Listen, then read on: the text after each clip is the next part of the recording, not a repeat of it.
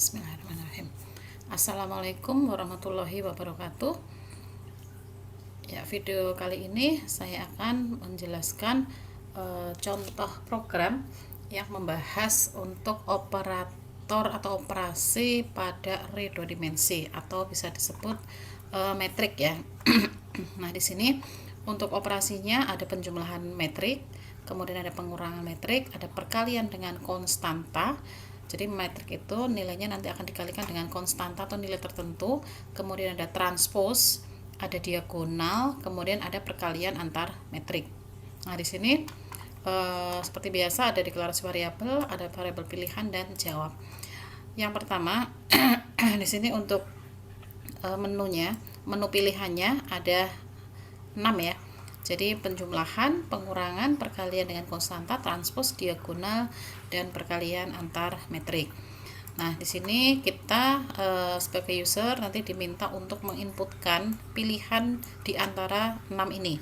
Di sini pilihan yang nanti akan kita inputkan itu tersimpan dalam variabel pil. Nah, pil di sini dijadikan sebagai syarat dari percabangan switch. Nah, switch pil artinya jika nanti pilihan atau variabel pil isinya adalah angka 1, maka dia akan menjalankan case 1, yaitu tentang penjumlahan. Penjumlahan di sini adalah penjumlahan metrik atau penjumlahan array 2 dimensi yang satu dengan yang kedua. Nah, di sini ada deklarasi array 2 dimensi, yaitu nama arraynya adalah matriks. Di sini barisnya ada 3, kolomnya ada 2. Nah, di sini berbeda dengan deklarasi sebelumnya yang pernah kita lakukan. Kalau biasanya di sini hanya in metrik, berarti tipe data integer untuk metrik, barisnya 3, kolomnya 2. Tetapi di sini ada yang berbeda, yaitu ada type def. Type def itu apa? Type def itu digunakan untuk deklarasi tipe data tersendiri. Jadi di dalam sini kita juga bisa membuat tipe data sendiri atau tipe data yang dibuat oleh programmer. Nah, tipe datanya yang akan dibuat itu apa? Tipe datanya di sini adalah matrik ya. Tipe datanya adalah matrik dengan ukuran barisnya 3, kolomnya 2. Matrik yang dibuat itu tipe datanya dia mengacu ke tipe data integer, sehingga matrik ini nanti menjadi tipe data baru, yaitu tipe data metrik untuk digunakan pendeklarasian variabel A, B, C. Jadi secara tidak langsung bahwa variabel A, B, C ini tipenya adalah integer berupa variabel array 2 dimensi dengan baris 3 dan kolom 2. Nah, kenapa kita gunakan seperti ini? Karena biar kita lebih cepat saja untuk mendeklarasikan, karena kan kita butuh 3 array 2 dimensi. Kita butuh 3 array dimensi dengan nama yang berbeda. Daripada kita mendeklarasikan berulang kali dengan baris dan kolom yang sama, maka kita bisa gunakan bahwa metrik ini dijadikan sebagai tipe data baru atau tipe data bentukan atau tipe data sendiri ya, ini dengan istilah UDT, user defined type, tipe data yang dibuat oleh programmernya. Kemudian di sini kita sudah punya array 2 dimensi, ada 3, ada A, ada B, ada C, yang mana dua-duanya adalah barisnya 3, kolomnya 2. Yang pertama ini adalah perintah untuk input metriknya, perintah input ke dalam array 2 dimensi. Di sini perulangan B, perulangan yang pertama dengan variabel B ini adalah untuk barisnya, kemudian perulangan yang kedua di sini adalah untuk kolomnya. Jadi kalau misalkan di sini untuk nilai B-nya bernilai true, kemudian for-nya untuk variabel K nilainya masih true, maka akan dikerjakan perintah yang ada di nomor 33 dan 34, yaitu menginputkan nilai ke dalam variabel array A masing-masing di baris dan kolom sesuai dengan nilai yang saat ini sedang dikerjakan atau sedang cek ya. Nah, penjelasan lebih lanjut untuk perulangan itu sendiri silahkan dibuka lagi untuk materi perulangan bersarang, itu materi sebelumnya sudah saya buat videonya juga, silahkan dipelajari lagi. Ini prosesnya sama persis. Kemudian yang kedua di sini ada input matrik B. Jadi antara perintah input matrik A dan input matrik B itu sama persis, yaitu kita menginputkan nilai ke dalam array 2 dimensi. Yang pertama di sini inputnya kemana? Ke array A. Kemudian yang kedua diinputkan ke dalam array B. Berarti kita punya dua array yang sudah kita inputkan. Kemudian untuk outputnya, ini outputnya adalah untuk menampilkan metrik yang tadi sudah diinputkan di perintah sebelumnya. Ini adalah untuk menampilkan matrik A yang tadi sudah diinputkan di sini, berarti di baris 19 sampai dengan 36, kemudian akan ditampilkan melalui perintah ini, perintah dari baris 51 sampai dengan 59. Kemudian perintah yang ada di baris 62 sampai dengan baris ke 70 ini juga menampilkan nilai yang sudah diinputkan ke dalam array 2 dimensi yang bernama array B. Ini nama arraynya, ini tadi nama array A-nya.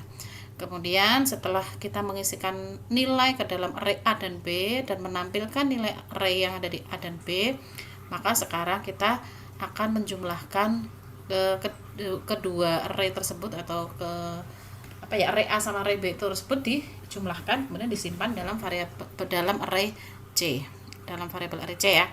Nah, di sini perintahnya sama dengan penjumlahan seperti biasa, seperti variabel biasa. Tetapi ingat, karena ini adalah array maka harus ada variabel untuk baris dan kolomnya. Nah, karena perulangannya di sini 2, itu pasti perulangan yang pertama adalah baris, kemudian yang perulangan kedua adalah kolom. Kenapa harus 2? Karena di sini pembahasannya adalah array 2 dimensi, sehingga harus ada 2 perulangan baris dan kolom. Kalau 3 dimensi gimana? Ya nanti juga sama, akan menambahkan, tinggal mengikuti dimensi yang akan kita buat. Kemudian pada proses penjumlahan di sini di baris 0 di kolom ke 0, kemudian di sini ada proses penjumlahannya, yaitu penjumlahan antara array A dari baris dan kolom ditambah dengan array B baris dan kolom yang saat ini bernilai true. Penjumlahan ini nantinya akan disimpan di mana? Di array C baris dan kolom. Jadi perintahnya sama dengan penjumlahan variabel biasa. Yang membedakan adalah elemen array-nya di sini. Ini elemen barisnya, ini elemen kolomnya, itu harus disertakan. Kemudian selanjutnya di sini setelah dihitung proses penjumlahannya, maka di baris ke 82 sampai dengan 90 ini untuk menampilkan hasil perkaliannya. Masih menggunakan 2 perulangan baris dan kolom dari array yang tadi. Jadi misalkan tadi 0 sampai dengan kurang dari 3 ini juga sama. Untuk variabelnya kebetulan saya buat sama biar tidak bingung. B itu baris, K-nya adalah kolom. Dari masing-masing baris dan kolom, jika nilainya masih terpenuhi atau bernilai true, maka ini akan ditampilkan nilai yang ada di dalam array C di masing-masing baris dan masing-masing kolom. Ini yang nanti akan mengambil dari proses yang ada di baris 73 sampai dengan 79 ini. Kemudian karena sudah selesai menampilkan dari masing-masing penjumlahan, maka di sini kita diminta menjawab atau diminta milih akan kembali ke menu atau tidak. Nah, menunya itu menu kemana? Di sini misalkan menu pilihan tadi kan ada 1 sampai dengan berapa ya tadi?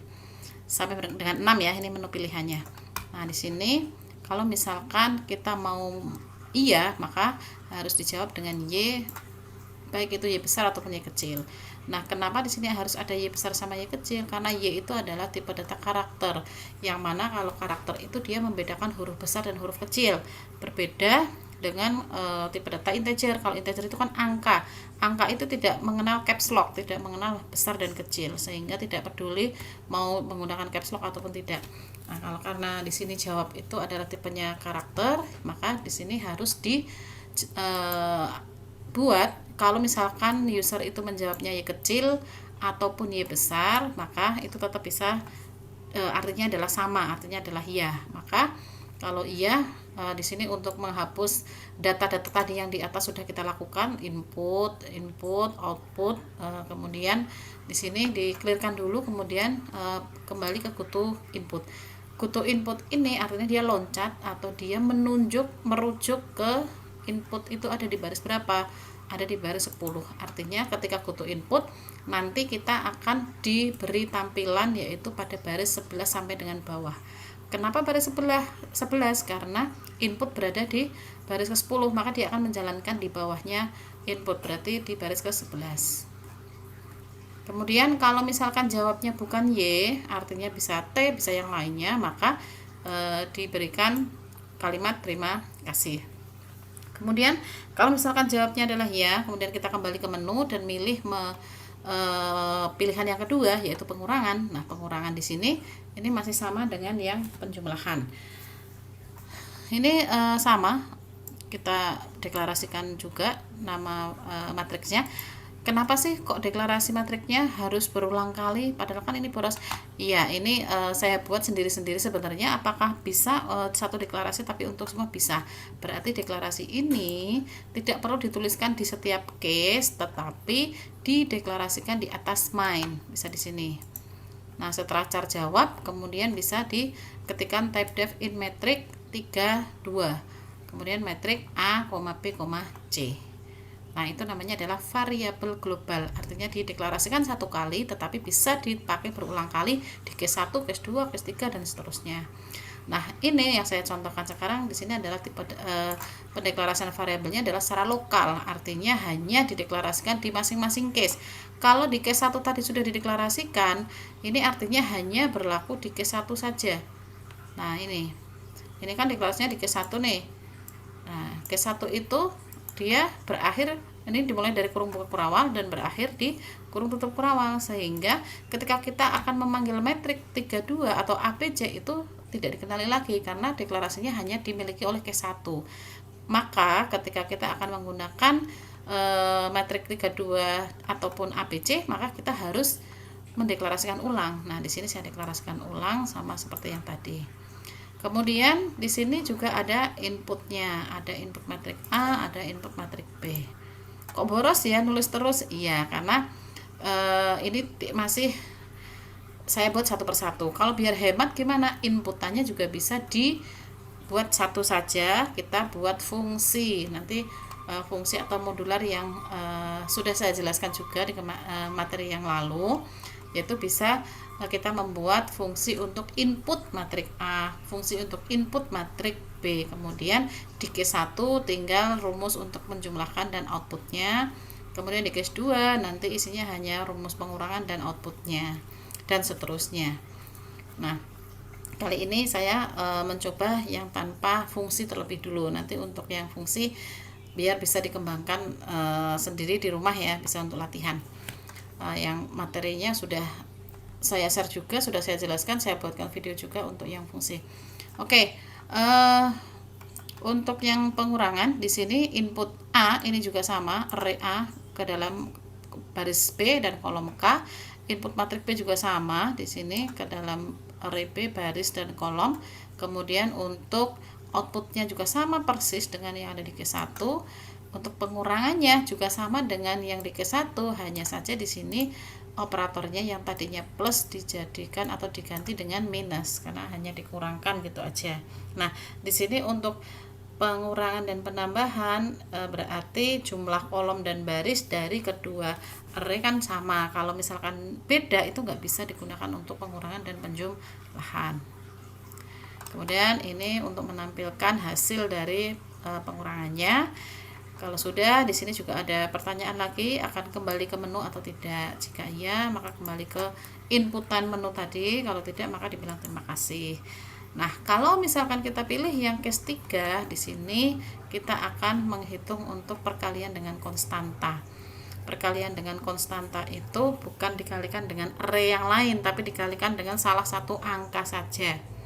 Nah, di sini berarti karena hanya dikalikan dengan salah satu angka saja, maka di sini bisa butuh metriknya tidak perlu banyak, tidak seperti tadi kan ada matrik ABC gitu ya, ada array ABC. Nah, di sini ada array matrik A, ada barisnya 2, ada kolomnya Nah, di sini untuk menginputkan ya masih sama persis dengan yang tadi untuk proses inputnya, yang nanti inputan nilai tersebut akan tersimpan di dalam array matriks A, baris B dan kolom K.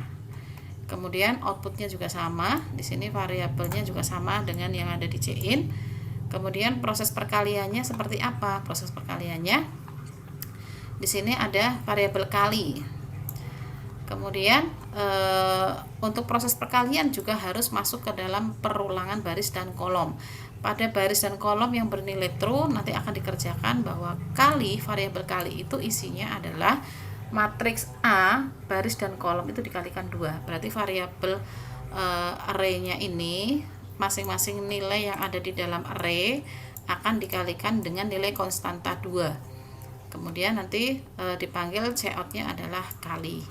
Sehingga nanti hasilnya dia sudah bisa menampilkan nilai yang sudah hasil dari perkalian antara nilai-nilai yang ada di baris dan kolom dikalikan 2. Kemudian kalau sudah, di sini ada pertanyaan lagi, apakah kembali ke menu atau tidak. Kalau kembali maka di sini butuh input ke menu pilihan tadi, tapi kalau tidak sama, yaitu diberi ucapan terima kasih. Kemudian untuk yang case 4 di sini adalah transpose. Transpose itu apa? Transpose itu proses pembalikan atau proses dibalik. Kalau yang tadinya itu baris sekarang menjadi kolom. Kalau yang tadinya kolom nanti akan diberubah ke dalam baris.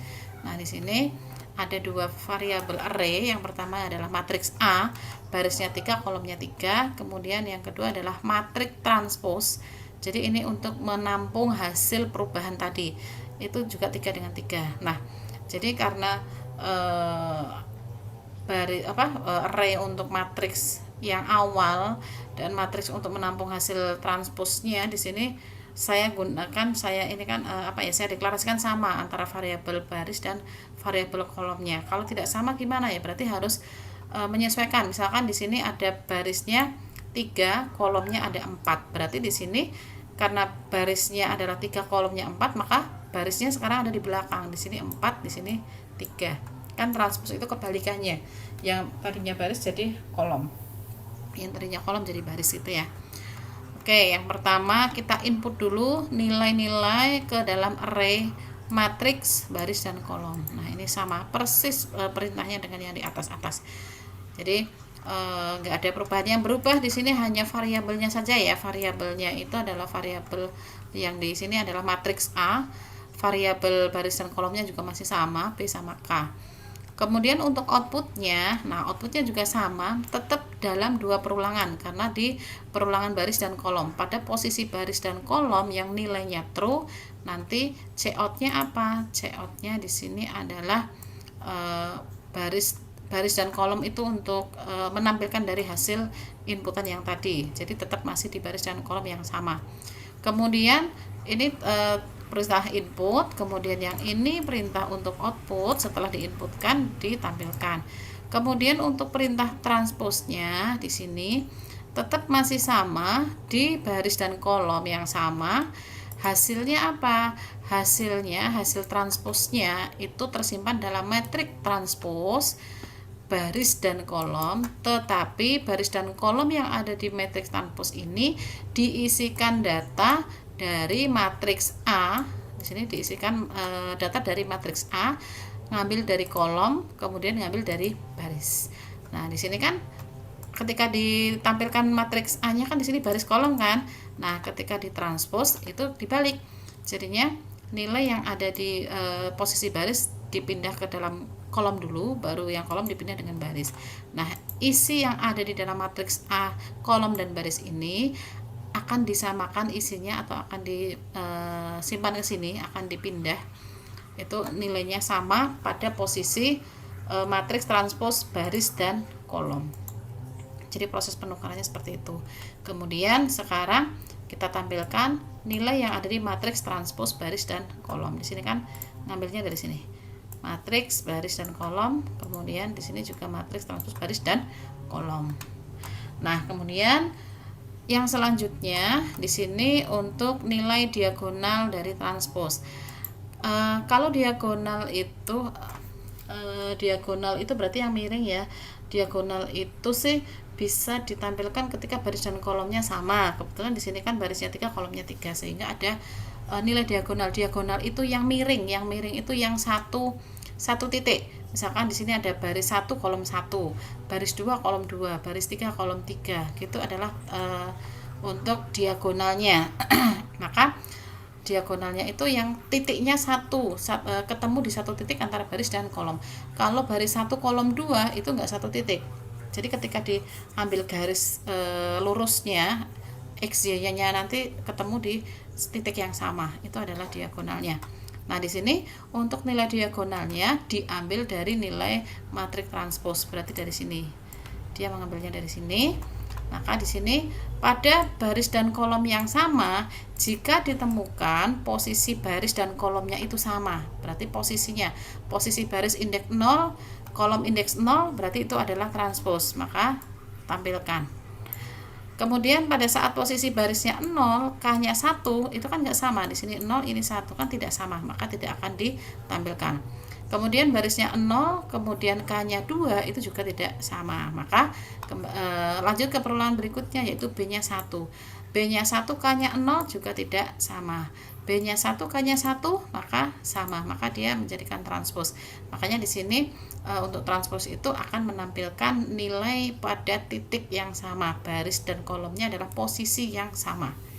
Kemudian kalau sudah, di sini juga ada pertanyaan lagi, apakah kita akan kembali ke menu atau tidak. Kalau iya, di sini jawabannya dia Y besar dan Y atau Y kecil, kemudian dia dialihkan ke kutu input ke menu pilihan tadi antara 1 dengan 6.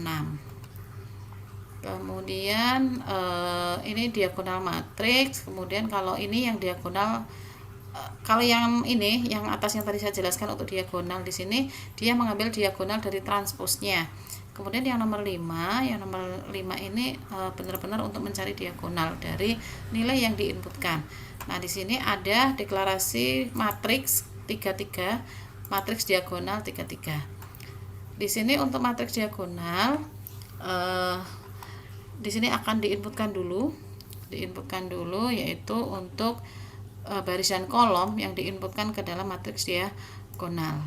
Kemudian dari matriks diagonal tersebut di sini untuk ditampilkan, di sini kan input, kemudian ini outputnya. Jadi perintahnya saya pisah-pisah sehingga menjadi panjang sekali sampai 300-an baris, karena kita biar lebih mudah saja untuk belajar dari awal ya. Kemudian di sini untuk menampilkan matriks diagonal baris dan kolom yang tadi sudah diinputkan di proses sebelumnya. Ini sudah saya kasih keterangan juga. Kemudian nilai diagonalnya, nah ini juga sama dengan yang tadi. Jadi nilai diagonalnya itu jika nanti pada posisi baris dan kolom ini sama posisinya, di sini if B itu baris sama dengan K, yaitu posisinya sama, bukan nilainya yang sama tapi posisinya, yaitu di indeks 0, baris 0, K juga 0, B1 dan K1, B2 dan K2 dan seterusnya, tergantung dari jumlah metrik baris dan kolomnya itu ada berapa. Kemudian ditampilkan di array matriks diagonal baris dan kolom yang posisinya tadi sama. Kemudian kalau sudah dikembalikan lagi apakah ingin kembali ke menu atau tidak. Seperti tadi, kalau ya maka kita diarahkan ke dalam menu pilihan, tapi kalau tidak kita diberikan ucapan terima kasih. Nah, yang terakhir di sini adalah operasi untuk perkalian metrik. Operasi perkalian metrik ini yang paling rumit menurut saya. Karena apa? Ini ada rumusnya, ada syaratnya. Oke, sebelum saya menjelaskan ke sini untuk case yang ke-6, ini saya sudah punya coret-coretan bahwa untuk matrik perkalian matrik, di sini matrik 2 dimensi atau array 2 dimensi. Di sini syaratnya apa? Syaratnya adalah kolom array A harus sama dengan jumlah baris array B. Jadi jumlah kolom yang ada di array A itu sama dengan jumlah baris yang ada di array B. Jadi kalau perkalian di sini juga ada dua array 2 dimensi yang nanti akan kita kalikan, kemudian satu lagi array 2 dimensi itu adalah untuk hasilnya. Nah, di sini ada rumusnya. Untuk array A, di sini barisnya adalah 2, kolomnya 3. Ini isinya. Sehingga pada array yang kedua atau array 2 dimensi yang B itu barisnya itu wajib 3. Karena apa? Karena di sini jumlah kolom array A berarti jumlahnya 3 kan, 1 2 3 itu sama dengan jumlah baris array B, maka barisnya 1 2 3. Jadi di sini 3, di sini juga 3. Tetapi pada array yang kedua ini jumlah kolomnya bebas. Nah, kalau yang array A jumlah barisnya bebas, ya bebas semua. Kalau array A itu jumlah baris dan kolomnya bebas. Kemudian array yang B barisnya itu harus mengikuti kolom yang ada di array A. Kemudian kolomnya adalah bebas jumlahnya. Nah, untuk hasilnya atau array C di sini tidak boleh bebas karena untuk barisnya mengikuti array A, ini barisnya ada 2, kemudian kolomnya mengikuti pada array yang B yaitu 4. Baris 2 kolom 4. Di sini juga sama, jadi baris 2 kolom 4. Ini rumusnya. Jadi ini tidak boleh tidak boleh dilanggar. Artinya kalau misalkan kita memiliki array yang satunya 2 3, yang B-nya nanti acak, kemudian hasilnya juga acak, nanti nggak ketemu hasilnya. Karena rumusnya seperti itu. Nah, prosesnya gimana? Prosesnya di sini ini sudah saya kasih angka. Jadi ini untuk array yang pertama, ini array kedua, ini untuk array hasil. 14 ini dari mana sih asalnya? 14 itu asalnya dari sini. Baris 1 nanti akan dikalikan dengan semua kolom yang ada di array B. Jadi pada baris ini prosesnya. Jadi saya kasih jeda ya. Ini adalah perkalian dari baris ke-1 dengan masing-masing kolom yang ada di array B. Baris 1 yang ada di array A dikalikan dengan semua kolom yang ada di array B. Kemudian ini adalah hasil perkalian dari array A baris kedua yang dikalikan dengan masing-masing kolom yang ada di array B. Sehingga hasilnya ini hasil dari perkalian baris yang ada di di array 1 atau array A nanti juga akan diisikan di baris 1. Hasil dari perkalian baris kedua di masing-masing kolom array kedua atau array B nanti hasilnya juga berada di baris kedua. Nah, rumusnya untuk array A baris 1 kolom 1 akan dikalikan dengan array B kolom 1 semua. Ini 1. Kemudian di sini baris 1 kolom 2 akan dikalikan dengan baris 2 kolom 1. Kemudian di sini selanjutnya adalah baris ke-1 kolom 3 akan dikalikan dengan baris ke-3 kolom ke-1. Nah, ini hasilnya seperti ini. Kemudian selanjutnya baris ini dulu kemudian dikalikan dengan kolom yang ini. Ini hasilnya. Kemudian baris 1 lagi dikalikan dengan kolom ketiga. Ini hasilnya. Kemudian baris 1 lagi dikalikan dengan kolom ke-4. Hasilnya ini. Selanjutnya baris kedua kalikan dengan kolom 1, hasilnya ini. Baris kedua kalikan dengan kolom kedua, hasilnya ini. Baris kedua kalikan dengan kolom ketiga, hasilnya ini. Baris kedua kalikan dengan kolom keempat, hasilnya ini. Sehingga output hasil ini digunakan untuk output baris kedua. Nah, ini untuk rumus perhitungan secara manualnya. Sekarang kembali ke programnya. Nah, berarti di sini kita membutuhkan array 3 ya. Yang pertama di sini array A 2 3, kemudian B-nya pasti 3, kemudian kolomnya bebas, kebetulan di sini 4. Maka hasilnya mengikuti A barisnya 2, kemudian kolomnya mengikuti B yaitu 4. Kemudian di sini ada proses perkalian, variabel proses perkalian. Yang pertama di baris ke 635 sampai dengan 365 sampai dengan 371 ini adalah perintah untuk input nilai ke dalam array A baris dan kolom. Kemudian di sini untuk perintah input ke dalam array B. Kemudian di sini kita tampilkan tadi yang sudah diinputkan ke dalam array A kita tampilkan. Kemudian tadi yang sudah diinputkan ke dalam array B kita tampilkan lagi. Kemudian proses perkaliannya ini. Nah, jadi dengan perhitungan ini yang banyak ini nanti dituangkan ke dalam coding, jadinya ada berapa baris? Intinya ya ini. Ya, jadi pada baris 0 sampai dengan kurang dari 2 dan kolom 0 sampai dengan kurang dari 3. Nanti di sini jika baris dan kolomnya bernilai true, maka akan kerjakan ini. Nah, kerjakan yang pertama di sini ini untuk hasil tampungnya atau untuk menampung hasil perkalian dari B dan array A dan array B, maka ditambahkan ke dalam array C. Nilainya masih kosong, masih 0, belum ada nilainya. Nah, di sini ada perulangan lagi nih. Ini perulangan apa? Perulangan array kah? Bukan. Ini adalah perulangan untuk perkalian yang tadi. Nih. Nah, ini kan prosesnya ini ditambah ini kan berarti perulangan di sini adalah satu kali dikalikan satu dimulai dari baris 1 dikalikan dengan 1 2 3 4. Kemudian ini yang kedua dikalikan dengan 1 2 3 4. Nah, jadi prosesnya di sini adalah untuk perkalian dimulai dari 0 sampai dengan kurang dari 3. Kenapa seperti itu? Karena di sini kan mulainya dari 0 1 2 dikalikan juga dengan 0 1 2. Ya, jadi kurang dari 3 ya. Nah, di sini pada proses yang pertama yaitu pada baris 1 dan kolom 1. Di sini ya, baris 1 dan kolom 1. Maka di proses pertama kita akan menambahkan perintah ini. Bisa diperkecil.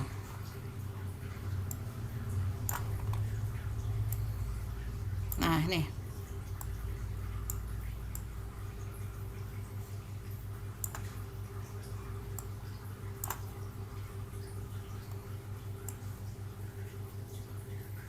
Oke, nggak kelihatan ya. Nah, ini.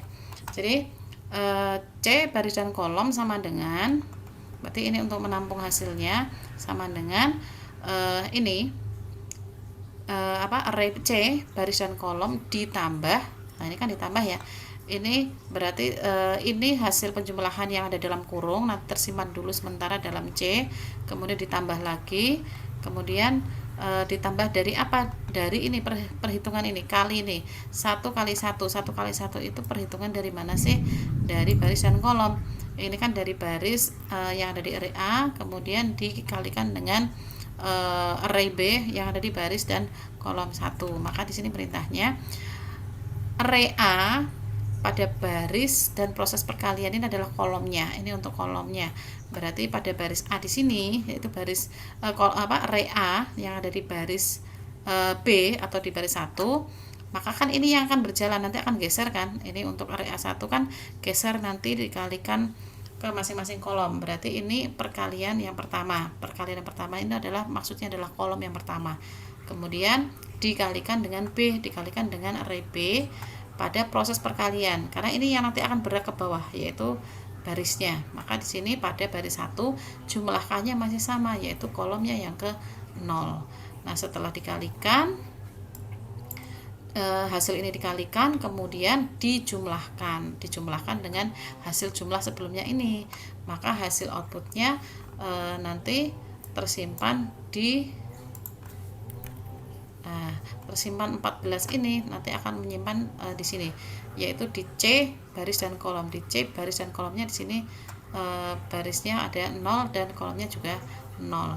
Terus akan diproses, akan dikerjakan sampai dengan selesai, barisnya sama dengan 1 dan kolomnya sama dengan 3. Kemudian kalau sudah diproses tadi seperti yang saya jelaskan prosesnya yang di Excel ini, maka hasil perkalian itu yang tadi sudah tersimpan dalam array C baris dan kolom maka ditampilkan. Nah, tampilannya tetap masih menggunakan perulangan bersarang, 2 perulangan yaitu baris dan kolom.